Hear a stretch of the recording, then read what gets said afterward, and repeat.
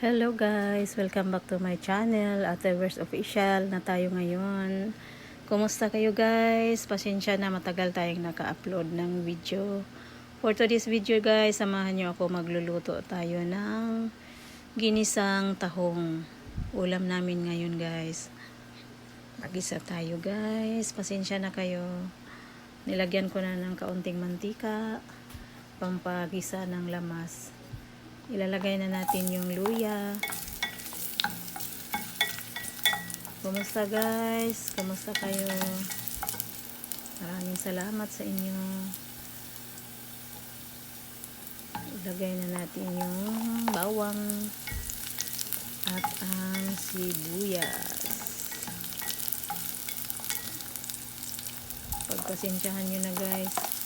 Inaatake na naman ako ng katamaran sa pag-upload kasi umatake yung aking pagka-mahiyain na naman. Hindi pwede daw ako sa YouTube kasi sabi nila pag nasa YouTube ka daw kailangan ka pala ng mukha mo. Hindi ko alam kung makakayanan ko.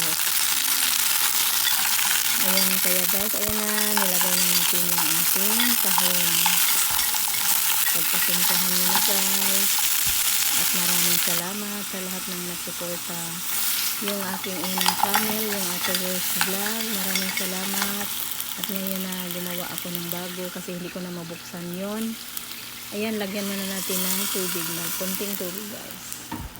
Hindi ko na mabuksan yung aking unang channel na Atevers Vlog, kaya gumawa ako ng bago na Atevers Official. At maraming salamat at mayroon ding nag-subscribe at 1,000 mahigit na tayo guys. Maraming salamat. Yung aking guys, yung aking, kaya ako natamad na mag-upload kasi yung aking, yung sa excuse me, sa sa YT Studio, umabot na yun ng 1,000 mahigit, tapos biglang nag-zero, kaya na parang ako, parang nanghina ako, yung hinintuan ko. Tapos ngayon, subukan ko ulit na makuha yung watch hour. Bahala na. Dahan-dahanin lang natin. Bahala na, pang lang guys ba, pang palipas oras na ganito. Sayang din naman. Sana maraming salamat sa lahat na nagsuporta. At ayan, nilalagay na natin yung ating tahong.